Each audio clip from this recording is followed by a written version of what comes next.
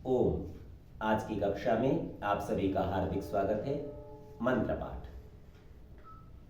ओम शन्नो मित्रः शं वरुणः शन्नो भवत्वर्यमा शन्न इन्द्रो बृहस्पतिः शन्नो विष्णुरुक्रमः।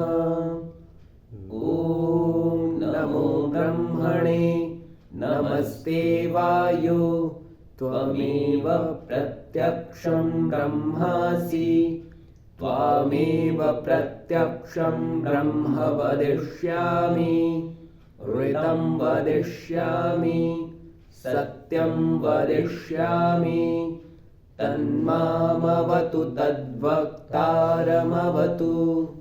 अवतु माम् अवतु वक्तारम्। ओम शांति शांति शांति। पिछले पाठ में आपका कोई प्रश्न या शंका हो तो पहले उसे देख सकते हैं।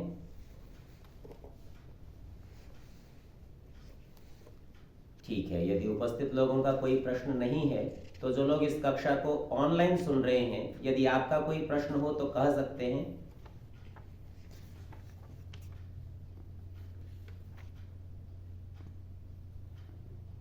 ठीक है, यदि किसी का भी कोई प्रश्न नहीं है तो आगे के पाठ का हम विचार कर लेते हैं। सत्यार्थ प्रकाश सप्तम समुल्लास पृष्ठ संख्या 149 और इसके ऊपर दया और न्याय के संबंध में विचार चल रहा है।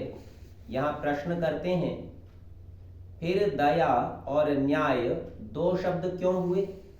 यहाँ स्वामी जी महाराज ने ऐसा कह दिया था, न्याय और दया में नाम मात्र भेद है, प्रयोजन में कोई भी भेद नहीं। तो प्रश्नकर्ता ने कहा फिर दो शब्द बनाने की आवश्यकता क्या? क्योंकि उन दोनों का अर्थ एक ही होता है तो दो शब्दों का होना व्यर्थ है। इसलिए एक शब्द का रहना तो अच्छा था।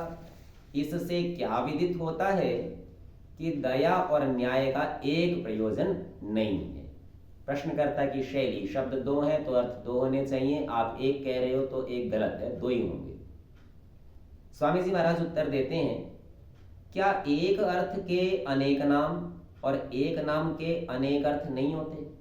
अर्थ से तात्पर्य है पदार्थ, वस्तु। एक वस्तु के अनेक नाम होते ही हैं और एक नाम से अनेक वस्तुओं को भी कहा जाता है। तो ऐसा नहीं होता क्या? तो प्रश्नकर्ता ही उत्तर देता है, होते हैं, ऐसा तो है। तब स्वामी जी पूछते हैं, तो पुनः तुमको शंका क्यों हुई? इस बात पर आपत्ति क्यों करते हो कि एक ही वस्तु के दो नाम हो गए? तो प्रश्नकर्ता कहता है, संसार में सुनते हैं इसलिए कह रहे हूं। तो स्वामी जी उत्तर देते हैं, संसार में तो सच्चा झूठा दोनों सुनने में आता है, परंतु उसका विचार से निश्चय करना अपना काम है। अब यहाँ पर न्याय और दया के सूक्ष्म भेद की ओर स्वामी जी महाराज थोड़ा संकेत करेंगे। तो कहते हैं, देखो, ईश्वर की पूर्ण दया तो यह है कि जिसने सब जीवों के प्रयोजन सिद्ध होने के अर्थ जगत में सकल पदार्थ उत्पन्न करके दान दे रखे हैं। ये तो हुई उसकी दया। इससे भिन्न दूसरी बड़ी दया कौन सी है? सब कुछ दे दिया आपको, अब सबसे आगे क्या देगा? सबके बाद तो कुछ बचा ही नहीं। अब न्याय का फल प्रत्यक्ष दिखता है कि सुख दुख की व्यवस्था अधिक और न्यूनता से फल को प्रकाशित कर रही है। सुख अधिक और कम, दुख अधिक और कम, भिन्न भिन्न लोगों के पास ये भिन्नता है। इससे पता चलता है कि न्याय की व्यवस्था है, न्याय अनुसार कम ज्यादा दिया गया है। इन दोनों का इतना ही भेद है कि जो मन में सबको सुख होने और दुख छूटने की इच्छा और क्रिया करना है वह दया, अर्थात भीतरी व्यवहार का नाम दया है। यहाँ सबको सुख हो सके, सबका दुख छूट सके, इच्छा तो ये है, भाव तो ये है। और बाह्य चेष्टा अर्थात बंधन छेदन आदि यथावत दंड देना न्याय कहलाता है। तो बाहर की क्रिया का नाम न्याय और उस बाहर की क्रिया को करते हुए जो भीतर का भाव है उसका नाम दया है। तो दया भीतरी भाव हो गया और न्याय बाह्य प्रतिक्रिया हो गई। दोनों का एक प्रयोजन अर्थात एक समान प्रयोजन है, वो यह है कि सबको पाप और दुखों से पृथक कर देना। तो दया भी इसलिए करता है कि सब लोग पाप से छूट जाए, और न्याय भी इसलिए करता है कि और पाप न कर सके, अर्थात पाप से छूट जाए। तो प्रयोजन तो दोनों का समान ही है, भेद केवल सूक्ष्म स्तर पर, दया भीतर का भाव और न्याय बाहर की प्रतिक्रिया। अब इस पर नया प्रश्न खड़ा करते हैं, क्योंकि यह समुल्लास ईश्वर और वेद विषयक है, इसलिए ईश्वर के स्वरूप का स्पष्टीकरण कराने के लिए पूछते हैं प्रश्न, ईश्वर साकार है व निराकार? तो स्वामी जी महाराज उत्तर देते हैं निराकार। उत्तर करने की यही शैली भी है, सबसे पहले सटीक उत्तर कीजिए, पश्चात कारणों का विचार होगा। अब हेतु देते हैं, क्योंकि जो साकार होता तो व्यापक नहीं हो सकता। अच्छा, साकार शब्द के साथ विचार करके देखिए, किसी भी वस्तु का आकार तब होता है जब किसी अन्य वस्तु के द्वारा उसको सीमित किया जाए। आकार का तात्पर्य उसकी सीमा, आकृति। तो इससे ये समझिए कि उसकी जो सीमा है वो किसी दूसरे के द्वारा निर्धारित होगी, उसी का नाम साकार होगा। अब सीमा ही निर्धारित होगी तो सर्वव्यापक कैसे होगा, सब में पहुंचेगा कैसे, क्योंकि सीमा निर्धारित है। तो ये कहते हैं क्योंकि जो साकार होता तो व्यापक नहीं हो सकता। जब व्यापक ना होता तो सर्वज्ञ आदि गुण भी ईश्वर में ना घट सकते। सिद्धांत ये है कि जो व्यक्ति जहां होता है वहीं की बात जान सकता है, जहां नहीं होता वहां की बात नहीं जान सकता। जैसे हम इस कक्ष में बैठे हैं तो यज्ञशाला की बात नहीं जान सकते, हमें दिखाई नहीं दे, पता नहीं चलेगा। तो कहते हैं क्योंकि परिमित वस्तु में, ये परिमित शब्द साकार का पर्याय ही समझना चाहिए। आकार को जब आपने माप तोल करके सीमित कर दिया, मर्यादा बांध दी, तब उसे कहेंगे परिमित। क्योंकि परिमित वस्तु में गुण कर्म स्वभाव भी परिमित रहते हैं, तथा शीतोष्ण क्षुधा तृषा और रोग दोष छेदन भेदन आदि से रहित नहीं हो सकता। क्योंकि जो सीमित हो गया, छोटा हो गया, तो वो अपने से बड़े से प्रभावित होगा, और जब प्रभावित होगा तो उसके अंदर विकार आएंगे। ये जितने भी नाम लिए ये सब विकारों के नाम हैं, कोई जलवायु आदि के कारण, कोई भीतरी विकारों के कारण उत्पन्न होने वाली अवस्थाएं। इसी से यही निश्चित है कि ईश्वर निराकार है। तो दोनों बातें हो गई। इस हेतु से तो यह सिद्ध हुआ कि ईश्वर निराकार है, और साथ साथ ये भी समझ लेना, ईश्वर में ये शीत उष्ण क्षुधा तृषा रोग दोष छेदन भेदन ये दोष भी नहीं होते। जो साकार हो तो उसके नाक कान आंख आदि अवयवों का बनाने हारा दूसरा होना चाहिए। अब ये जो एक और सिद्धांत स्थापित किया है, इसका भी हेतु दे रहे हैं कि ये कैसे हम कह रहे हैं। तो कहते हैं क्योंकि जो संयोग से उत्पन्न होता है उसको संयुक्त करने वाला निराकार चेतन अवश्य होना चाहिए। इसको ऐसे समझिए कि छोटे छोटे कणों को मिलाकर बड़ा कोई पदार्थ बनाना है। अब इन छोटे कणों को जोड़ वो सकता है जो छोटे कणों से छोटा हो और उनके अंदर घुस के बैठा हो।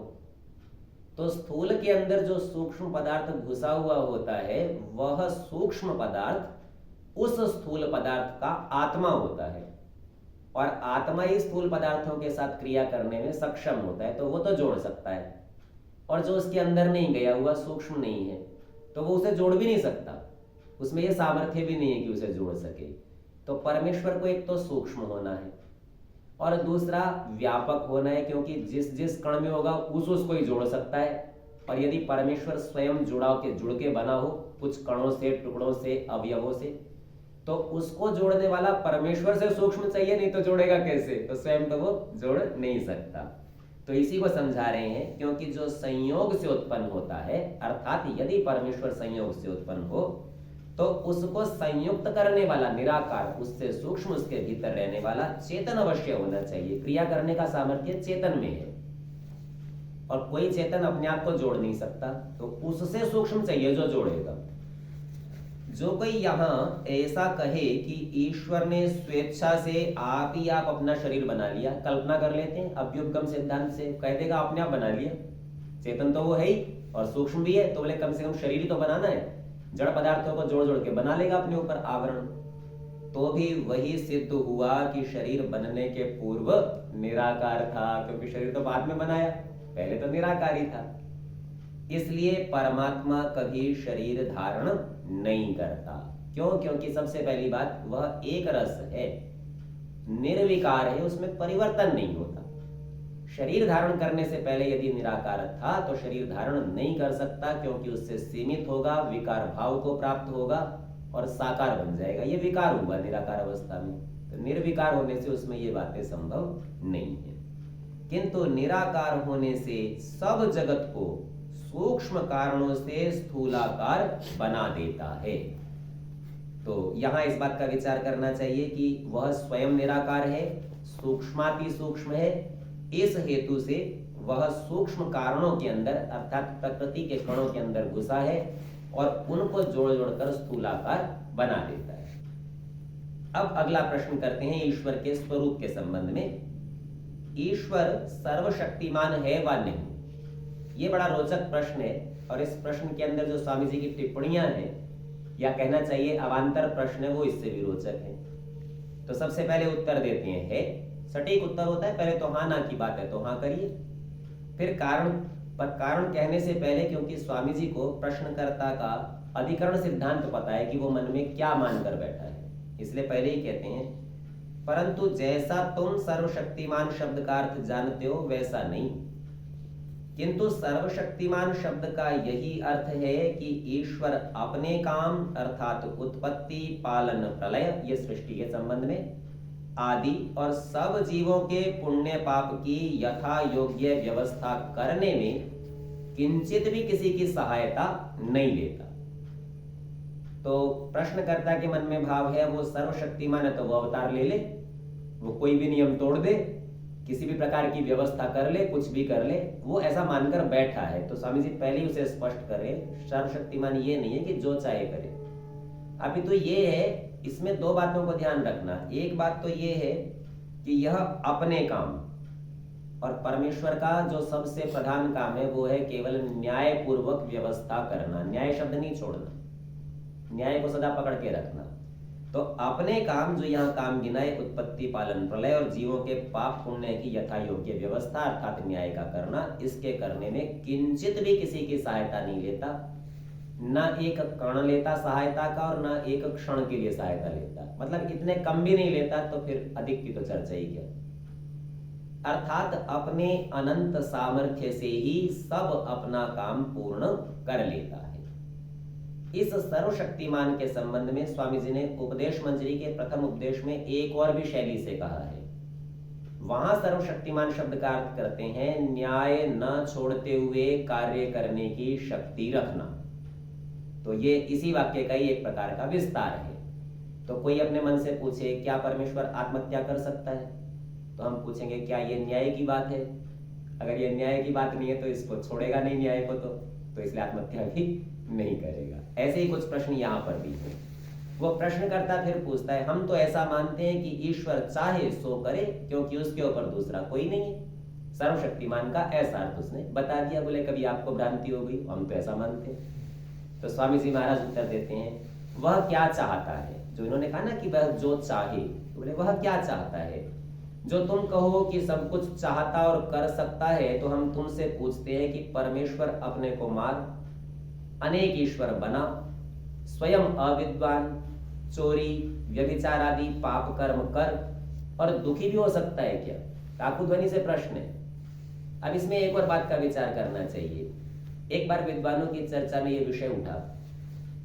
उन्होंने कहा अगर दो ईश्वर होते तो ज्यादा अच्छा होता, कार्य आसानी से होता, अति शीघ्रता से हो जाता। तो दूसरे विद्वान ने कहा नहीं, दो होते तो दोनों लड़ सकते थे, विरोध हो सकता है ना। तो पहले विद्वान का उत्तर सुनिए। बोले अरे आप तो विद्वान, ईश्वर इतना जानने वाला, लड़ेंगे क्यों, मिलके काम करेंगे। तो लड़ने के प्रश्न का तो समाधान हो गया।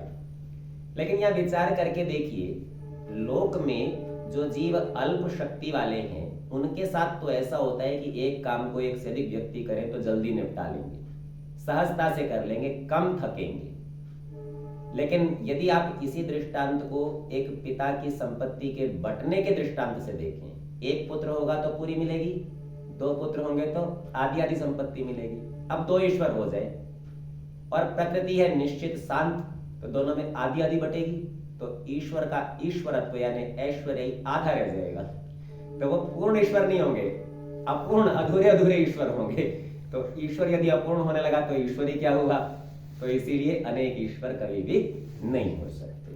तो यहाँ इन्होंने काकुत ध्वनि से अनेक प्रश्न किए। इन सब का तात्पर्य इसी में है कि परमेश्वर अपने को मार नहीं सकता, आत्महत्या नहीं कर सकता, अनेक ईश्वर नहीं बना सकता, स्वयं अविद्वान नहीं हो सकता, विद्या सब स्रोत वही है, विद्या उसका स्वाभाविक गुण है।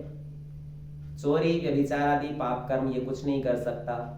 चोरी करने के संबंध में चर्चा करते हैं कि सब कुछ तो उसके भीतर ही है। चोरी होती है कि स्वामी से कोई पदार्थ उठाकर ऐसे स्थान पर ले जाना जहां स्वामी को पता नहीं हो। अब आप परमेश्वर में से कहां से उठाकर कहां ले जाएंगे? परमेश्वर चोरी करेगा कैसे? सब कुछ उसी का है, चोरी होने वाला पदार्थ भी उसी का है, चोरी करने वाला भी वही है, तो फिर चोरी होएगी कैसे? तो ये सब बातें संभव नहीं है। जैसे ये काम ईश्वर के गुण कर्म स्वभाव से विरुद्ध हैं, तो जो तुम्हारा कहना है कि वह सब कुछ कर सकता है, यह कभी नहीं घट सकता, अर्थात ऐसा कभी भी नहीं हो सकता। इसीलिए सर्वशक्तिमान शब्द का अर्थ जो हमने कहा वही ठीक है, अर्थात अपने काम करने में, और उसका काम कुछ नहीं है न्याय करना, चाहे वो जड़ पदार्थों में करे, उत्पत्ति स्थिति प्रलय न्यायपूर्वक, अथवा जीवों के पाप पुण्य की व्यवस्था करे। इसके करने में किसी से किंचित भी सहायता नहीं लेता। ये है सर्वशक्तिमान का अर्थ। इस पर नया प्रश्न उठाते हैं, परमेश्वर आदि है व अनादि? आदि का अर्थ है कहीं से प्रारंभ होता है कि नहीं, और ये प्रारंभ होने के संबंध में दोनों प्रकार का प्रारंभ समझना चाहिए। एक तो ये स्थान की दृष्टि से कि साहब जोधपुर से प्रारंभ हुआ है और फिर उसके बाद आगे फैला हुआ है, ऐसा। और दूसरा है काल की दृष्टि से कि साहब 500 साल पहले पैदा हुआ था, तब से लेकर आज तक चला आता है, ऐसा। इसे कहते हैं आदि। और अनादि जिसके स्थान का भी कोई प्रारंभ नहीं हो और जिसके काल का भी कोई प्रारंभ नहीं। तो स्वामी जी महाराज सबसे पहले उत्तर देते हैं अनादि, सीधा उत्तर। आदि है व अनादि? बोले अनादि, अर्थात जिसका आदि कोई कारण व समय न हो उसको अनादि कहते हैं। शुरू करने वाला कोई तत्व नहीं है और समय भी नहीं है, इत्यादि सब अर्थ प्रथम समुल्लास में कर दिया है, देख लीजिए। तो वहां पर ये आदि और अनादि, अनादि शब्द परमेश्वर का एक नाम बताया था, अनंत भी बताया था, वहां उनकी दोनों की व्याख्या हो चुकी। अब इस पर प्रश्न करता है परमेश्वर क्या चाहता है? तो स्वामी जी महाराज उत्तर देते हैं सबकी भलाई और सबके लिए सुख चाहता है। अब यहां इतने वाक्य में एक ध्यान दीजिए। सामान्य तौर पर चाहने का अर्थ होता है जिस चीज की हमारे पास कमी हो उसको अपने पास उपस्थित हो जाए, ऐसा चाहना। इस क्रिया का नाम, इस इच्छा का नाम चाहना है। लेकिन यहां के वाक्य में परमेश्वर अपने लिए कुछ नहीं चाहता, इसीलिए ये वास्तव में चाहना नहीं है, बस हम प्रयोग मात्र कर रहे हैं, गौण प्रयोग है ये चाहने का। अर्थात ईश्वर को कोई भी पदार्थ अप्राप्त नहीं है, सब कुछ उसके लिए उपलब्ध है, सो वह कुछ भी चाहता नहीं है। ये जो कह रहे हैं वास्तव में ये हम चाहते हैं कि हमारी भलाई और उन्नति हो, और हम इसको ईश्वर की इच्छा समझते हैं क्योंकि वो हमारा सहयोग कर रहा है, हमारे लिए सब संसार को बनाकर उपस्थित कर रहा है, तो हम कहते हैं वही चाहता है। तो सबकी भलाई और सबके लिए सुख चाहता है। और अब इसमें एक विशेष बात कहते हैं, परंतु स्वतंत्रता के साथ किसी को बिना पाप किए पराधीन नहीं करता। स्वतंत्रता के साथ, सबको स्वतंत्रता के साथ रखता है, किसी को भी पराधीन नहीं करता। और स्वतंत्रता के साथ अर्थात अपनी मन मर्जी से किसी को पराधीन नहीं करता। तो दोनों प्रकार का भाव इसमें ग्रहण करना। स्वतंत्रता जीवों की सबसे प्रिय वस्तु है, सब इसको चाहते हैं। एक विचार आप करके देखिए, यदि ये जीव स्वतंत्र नहीं होते, कोई ऐसा कहे परमेश्वर हमें गलत काम करने ही नहीं दे, सबको समान रूप से अच्छे काम, उन्नति चाहता है ना, सबकी भलाई चाहता है, तो सबको अच्छे काम कराए, सबके पुण्य होंगे, सबको सुख होगा। ये परिस्थिति सुनने में तो अच्छी लगती है, पर आप विचार करके देखिए, संसार में जितना भी सुख और दुख होता है वह केवल अपेक्षा से होता है। आपने 500 रुपए कमाए और आपके साथी ने 100 ही कमाए तो आपको 500 बहुत सुख देंगे।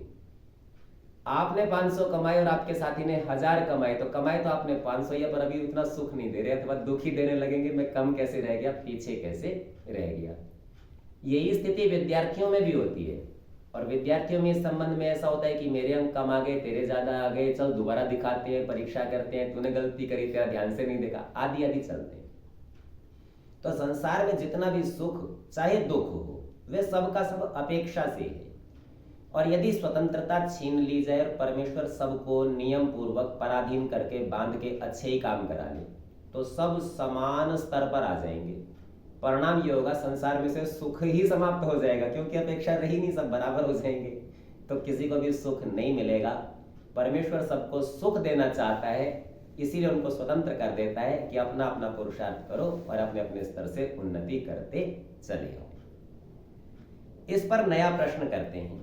बहुत सारी बातें चूंकि परमेश्वर के संबंध में हो गई, तो विचार हुआ कि परमेश्वर की स्तुति, प्रार्थना और उपासना करनी चाहिए व नहीं। तो तत्काल उत्तर देते हैं, करनी चाहिए। अब प्रश्नकर्ता कहता है, क्या स्तुति आदि करने से ईश्वर अपना नियम छोड़ स्तुति प्रार्थना करने वाले का पाप छुड़ा देगा? संसार में यही बात प्रसिद्ध है, गलती करो और परमेश्वर से क्षमा मांग लो और बस छूट गए, छुट्टी। कम से कम वैदिक मतानुयायियों को छोड़कर अन्य सभी संप्रदायों में ये बात चलती है, और केवल एकमात्र आर्य समाज के मानने वाले लोग ऐसे हैं जिनके यहाँ कोई माफी नहीं है, कोई छुट्टी नहीं, करा तो भुगतना तो पड़ेगा। तो इसी बात को ध्यान में रखते हुए उसने कहा, क्या ईश्वर अपना नियम छोड़ स्तुति प्रार्थना करने वाले का पाप छुड़ा देगा? तो उत्तर देते हैं, नहीं, बिल्कुल नहीं छुड़ाएगा। तो प्रश्न करता, तो फिर स्तुति प्रार्थना क्यों करना जब कुछ लाभ ही नहीं हो रहा? तो स्वामी जी महाराज उत्तर देते हैं, उनके करने का फल अन्य ही है। आप सोचते हो कि परमेश्वर की चापलूसी करेंगे और आपको लाभ हो जाएगा, बोले नहीं। परमेश्वर की स्तुति प्रार्थना करने का फल कुछ और मिलने वाला है। तो उत्तर प्रश्नकर्ता फिर पूछता है, वो फल क्या है जो स्तुति प्रार्थना और उपासना से मिलेगा? तब एक एक करके समझाते हैं, और तीनों ही बातों में दो दो फल मिलते हैं। तो सबसे पहले स्तुति से ईश्वर में प्रीति, एक बात, और उसके गुण कर्म स्वभाव से अपने गुण कर्म स्वभाव का सुधारना, ये दूसरी बात है। तो स्तुति से दो बातें होती हैं। अब ये इतनी रोचक बात है, स्तुति शब्द को ही समझना हो तो मात्र प्र उपसर्ग लगाकर समझिए। स्तुति प्रस्तुति, किसी के सामने प्रेजेंट कर देना, बता देना, स्वरूप प्रदर्शित कर देना। जब हम किसी को किसी व्यक्ति से परिचित कराते हैं, किसी के सामने प्रस्तुत करते हैं और उसमें अच्छे गुण दिखाई दें, तो इस परिचय से प्रीति उत्पन्न होती है, हमारा मन करता है इसके साथ रहें, ये तो बड़ा अच्छा आदमी है। ठीक इसी तरह से यहाँ कह रहे हैं, स्तुति से ईश्वर में प्रीति, क्योंकि वो तो सब गुणों की खान है, बढ़िया बढ़िया गुण उसके पास हैं, वो सुनेंगे तो हमारा उससे प्रेम हो जाएगा। और प्रीति से मित्रता हो जाती है, अर्थात जिसे हम चाहते हैं, सदा उसके साथ रहना चाहते हैं, जैसे लोक में भी हम हमारे मित्र के सदा साथ रहना चाहते हैं। और साथ रहने के लिए एक और अनुबंध, एक शर्त और है, हम ये प्रयास करते हैं कि जो हमारे मित्र को प्रिय हो हम वैसा ही आचरण करें। उसको हलवा खाना पसंद होता है, हमें नहीं होता, फिर भी उसके साथ के लिए हम भी हलवा खा जाते हैं। जो उसको खेल पसंद होता है, हम भी वही खेल खेल लेते हैं।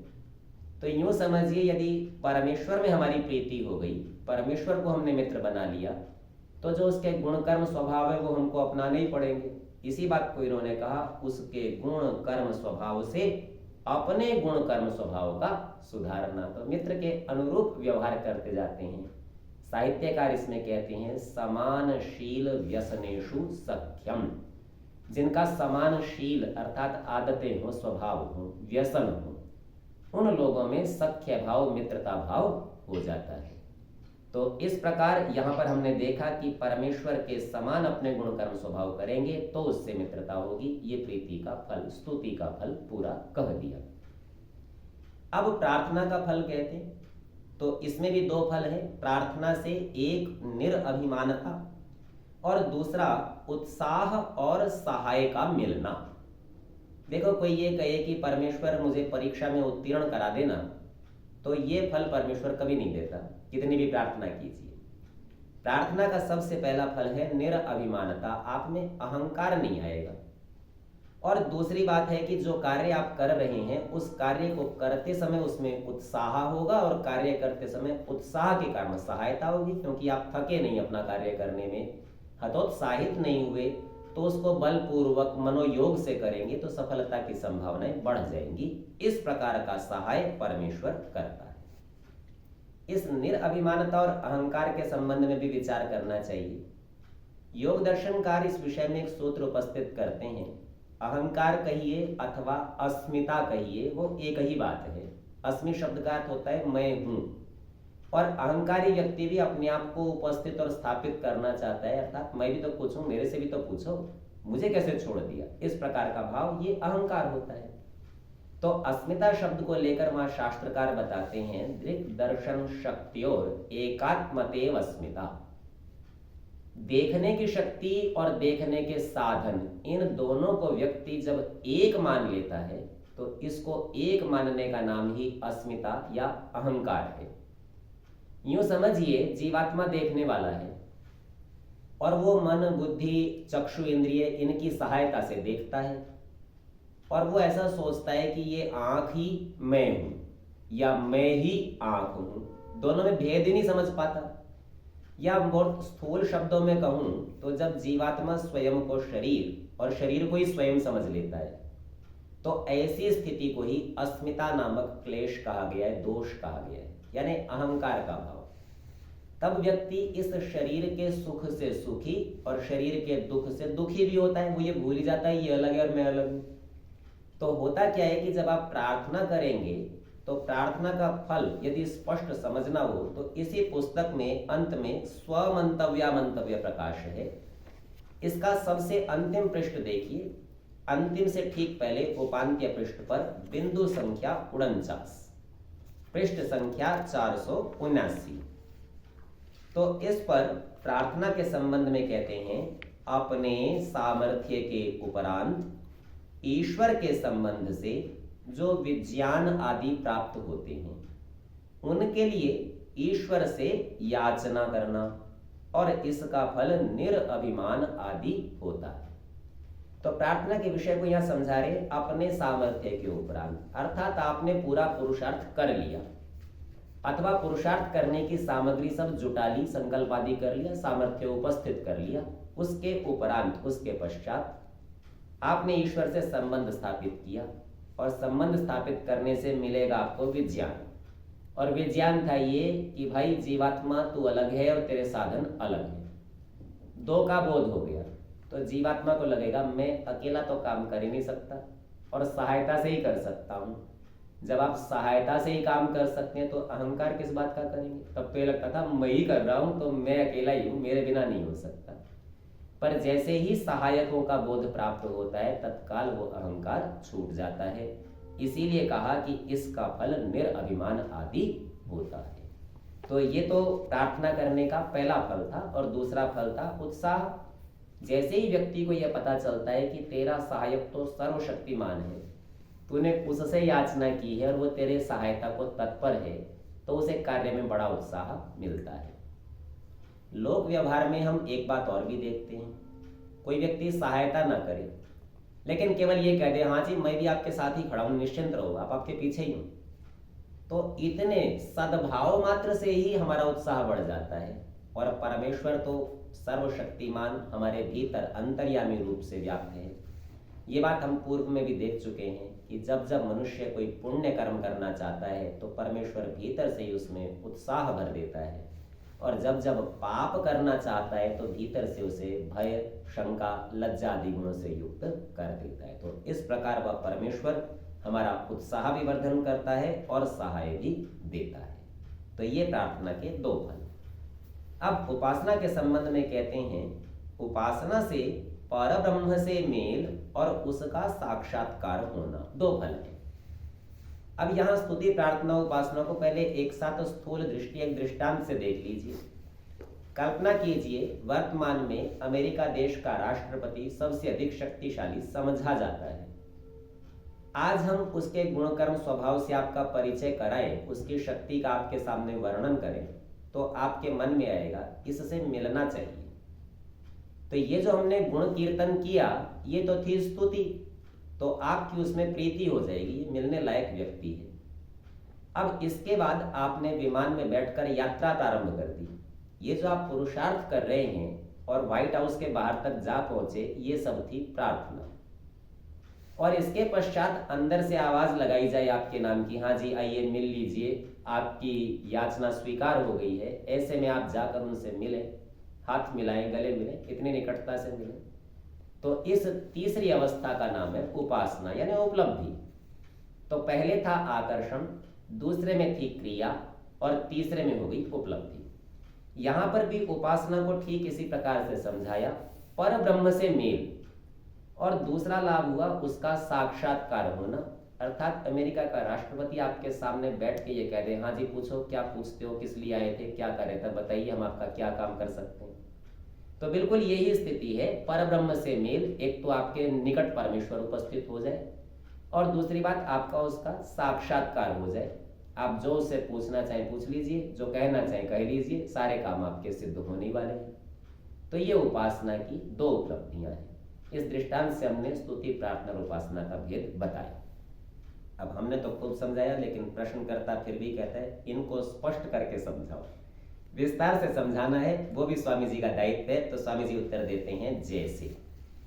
और यहां पर यजुर्वेद के 40वें अध्याय का 8वां मंत्र उपस्थित करते हैं। इस मंत्र के अंदर परमेश्वर के स्वरूप की चर्चा है, और जैसा हमने अभी स्तुति में देखा था, स्तुति का अर्थ ही है कि उसका गुण कीर्तन करना, प्रस्तुत कर देना। तो समझिए उसके स्वरूप को यहाँ पर वेद मंत्र में कैसे बताया गया, इसके माध्यम से बताएंगे।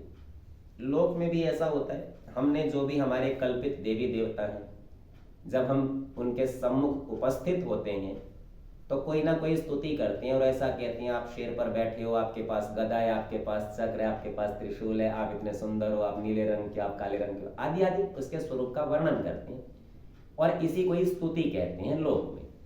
यहाँ वेद परमेश्वर की स्तुति करने की विधि वास्तव में परमेश्वर के गुणों का वर्णन कर रहा है। तो यहाँ मंत्र रखा, सपर्यगात् शुक्रमकायम व्रणमस्नाविरम शुद्धम अपाप विद्धम कबीर मनीषी परिभूः स्वयं भूर्याथा तथ्यतो अर्थान व्यदधात् शाश्वतीभ्यः समाभ्यः। स का अर्थ है वह, और यहाँ वह से अभिप्रेत है ईश्वर। इस मंत्र का देवता ही है आत्मा, आत्मा यानी परमात्मा, परमेश्वर की चर्चा है, तो उसी की चर्चा करें। स वह परमेश्वर, परि अगात, परि माने सब और अगात माने पहुंचा हुआ है। अब देखो हम इसको एक और प्रकार से भी कहते हैं, आप इस संसार में कितनी भी दौड़ लगाइए, आप जहां भी दौड़ के पहुंचेंगे वहीं पहले ही परमेश्वर दिखाई देता है, क्योंकि वो तो फैला हुआ है, व्यापक है, सब जगह है। तो हम लोक भाषा में कैसे कहेंगे, ये हमसे भी तेज चलता है, हमसे पहले पहुंच गया। तो परिअगात का ये अर्थ है, एक सामान्य दृष्टि से तो अर्थ होता है कि सब और जाने वाला या सब और गया हुआ, पर वास्तव में परमेश्वर कहीं जाता नहीं, क्योंकि वहां तो वो पहले से ही है। तो इस अर्थ में इसको यहां पर ग्रहण करना। दूसरा प्रकार ये है कि इसमें जो गम धातु का प्रयोग किया, तो गतेश त्रयोर्था ज्ञानम गमनम प्राप्तिश्चेति, तो पहले से ही पता है कि गम धातु का अर्थ प्राप्त होना भी है। तो सपर्यगात वह सब और चारों ओर जितनी भी दिशाएं संभव है सब में प्राप्त ही है, पहले से उपस्थित, अर्थात सर्वव्यापक है। पुनः कहा शुक्रम, संधि तोड़ेंगे तो बनेगा शुक्रम। शुक्र का अर्थ होता है सामर्थ्य, बल, तेज होना, तो शक्ति का होना, यह शुक्र के अर्थ में है। और शुक्र का एक अर्थ पवित्र होने के अर्थ में भी है। पुनः कहते हैं अकायम, काय कहते हैं शरीर को, तो अकायम है अर्थात उसके पास कोई शरीर नहीं है। फिर कहते हैं अव्रणम, व्रण कहते हैं घाव को, छेद हो जाना, कट जाना, फट जाना। अव्रणम, उसमें कोई घाव नहीं होता, वो कटता फटता नहीं परमेश्वर कभी भी। अस्नाविरम, स्नायु कहते हैं नस नाड़ियों को, शरीर के अंदर नस नाड़ियों का पूरा जाल होता है, शरीर को बांध के रखता है, और ये अस्नाविरम है, इसमें कोई नस नाड़ी नहीं है। शुद्धम, ये बिल्कुल शुद्ध है, शुद्ध का अर्थ है खालिस, एक ही, इसमें कोई मिलावट, दूसरा कोई भी पदार्थ नहीं है। अपाप विद्धम, ये कभी भी पाप से बींधा नहीं जाता, अर्थात पाप से युक्त नहीं होता। मैं भी आपके सामने केवल शब्दों के अर्थ पढ़ दे रहा हूं, हम इसका थोड़ा सा और भी गंभीरता से विचार करेंगे, क्योंकि यहां ईश्वर के प्रत्यक्ष स्वरूप का वर्णन किया जा रहा है। पुनः उसका गुण कहते हैं कविर, कवि ही क्रांतदर्शी, अर्थात अंतर्यामी समझ लीजिए, सब वस्तुओं को और व्यक्तियों को, जीवों को, सबके आर पार जिसका प्रवेश हो अच्छी प्रकार जो जानता है। मनीषी, अब ये मनीषी शब्द बड़ा रोचक है। मन हम सब जानते हैं, जिससे हम विचार करते हैं, क्रियाएं करते हैं, संकल्प विकल्प करते हैं। और जो ईश धातु है, इस ईश धातु के गति, हिंसा, दर्शन 3 अर्थ हैं। गति, हिंसा, दर्शनेषु ईश। तो अब यहां पर मुख्य करके जो गति है वो तो दर्शन या हिंसा, हिंसा के साथ गति को जोड़ लीजिए, दोनों एक ही बातें हैं। और दर्शन का अर्थ है जानना। तो मनीषी जो मन के सब बातों को जानता हो उसे मनीषी कह देंगे, और जो मन की सब चेष्टाओं को देखता हो, दर्शन करता हो, उसे मनीषी कह देंगे। और जो मन की हिंसा करता हो उसे भी मनीषी कह देंगे। इस शब्द का व्याख्यान महावैयाकरण नागेश ने भी किया है। वो महाभाष्य की टीका उद्योत में कहते हैं, चित्त शुद्धि क्रमेण, चित्त की शुद्धि के क्रम के द्वारा वशीकर्तारो, जो अपने वश में करने वाले लोग हैं, विषयांतरेभ्यो व्यावृत्या, जितने भी ये विषय और विषयांतर हैं उनसे व्यावृत्ति के द्वारा हिंसकावा। तो एक तो मन को जो इंद्रियों के विषय हैं उनसे जो हटा लेंगे, हटाएगा कैसे? मारपीट के। जैसे घोड़ा इधर उधर भागता हो तो उसका चालक उसको कोड़े से रोक लेता है, मार मार के हटाता है ना, ठीक रास्ते चलाता है। तो इसी प्रकार जो मन को इंद्रियों के विषय से हटाता हो, विषयांतरेभ्यो व्यावृत्या, व्यावृत्ति के द्वारा हटा लेता है। अथवा हिंसका, यहाँ हिंसा का तात्पर्य भी यही है कि उसकी इच्छा से विपरीत चलाना, अर्थात उत्तम मार्ग में चलाना, बुरे मार्ग में नहीं जाने देना। तो नागेश वहां पर साथ ही कह देते हैं, बोले तेज वैयाकरणाः, जो व्याकरण पढ़ने वाले लोग हैं उन्हीं की संज्ञा मनीषी है, वो ही अपनी इंद्रियों को और मन को विषयों से हटा सकते हैं, और उनकी संज्ञा हिंसक भी है। ये हिंसा बुरे अर्थों में नहीं है, ये अच्छे अर्थों में है, क्योंकि बुरे काम से हटाने के लिए प्रताड़ित कर रहे हैं। तो परमेश्वर के संबंध में देखना हो तो उसके पास मन तो है ही नहीं, वो विषयों में तो लगा ही नहीं हुआ, पर सब प्रकार से हटा होने से, जैसे हमने परमेश्वर की गति का विचार किया था कि हमसे तेज चलता है, वैसा ही समझिए कि हमसे अधिक वह मन को, इंद्रियों को विषयों से हटाने में समर्थ। वो तो हटा ही हुआ है पहले से, पर यह कहने के भाव में यहां मनीषी का अर्थ लिया। इसके पश्चात कहते हैं परिभूः। भू धातु का सामान्य अर्थ है सत्ता, होना, लेकिन विभिन्न उपसर्गों के साथ इसके भिन्न भिन्न अर्थ होते हैं। जब परि के साथ भू धातु का अर्थ होता है तो इसका अर्थ होता है तिरस्कार करना, दबा देना, नियंत्रण में ले लेना। इसी तरह का प्रयोग हम ईश्वर स्तुति, प्रार्थना, उपासना के मंत्रों में करते हैं। वहां हम कहते हैं परिता बभूवः प्रजापते नत्पदेता निन्यो विश्वा जातानि परिता बभूव। ता का प्रयोग तो अन्यत्र हो जाता है और परि बभूव से जुड़ जाता है। बभूव में भू धातु का रूप है। तो परिभू का अर्थ होता है, वहां स्वामी जी महाराज अर्थ करते हैं, आपसे भिन्न दूसरा कोई उन इन सब उत्पन्न हुए जड़ चेतनादिकों का नहीं तिरस्कार करता है। तो परिबभूव में परिभू अर्थ लेकर तिरस्कार, दबाना, नियंत्रण में लेना अर्थ किया। तो परमेश्वर परिभू है, नियंत्रण में लेने वाला है। और वहां ये वाक्य कह के कहते हैं अर्थात आप सर्वोपरि हैं। हम जब यहां पर स्वामी जी महाराज का अर्थ देखेंगे तो यहां भी ऐसे ही कहेंगे, आप सर्वोपरि हैं। पुनः कहते हैं स्वयं भूर। भू माने सत्ता, अस्तित्व, उसका अस्तित्व है और उसका अस्तित्व स्वयं, स्वयं सिद्ध है, किसी और से नहीं पैदा हुआ, वो स्वयं से स्वयं ही है, अर्थात स्वयं ही है। बस इतनी बात है, स्वयं सिद्ध होने को स्वयंभू कहते हैं। यहां तक उसके कुछ स्वरूप का वर्णन करके अब कहते हैं याथा तथ्य, तो यथा तथा जैसे तैसे, जैसे तैसे अर्थात जैसे का तैसा, कुछ परिवर्तन नहीं करा।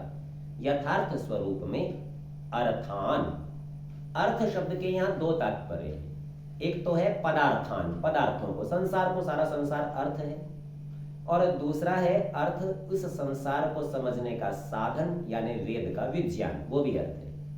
तो अर्थान पदार्थों को, चाहे वो संसार के स्थूल सूक्ष्म पदार्थ हो या उनका विज्ञान हो, इन सबको व्यदधात, धारण करा देता है अथवा दे देता है। तो परमेश्वर ने हमें सारा संसार भी दिया और संसार की शिक्षा भी दी। किसके लिए देता है? तो स्पष्ट शब्दों में कहते हैं शाश्वतीभ्यः समाभ्यः, शाश्वत अर्थात सनातन, समाभ्य अर्थात प्रजाओं के लिए, अर्थात सब जीवों के लिए यह संसार विद्या और संसार की विद्या वेद विज्ञान भी साथ ही दे दिया। आज की कक्षा का हमारा समय समाप्त होता है। इस मंत्र के विशेष अर्थों पर विचार अगली कक्षा में करेंगे।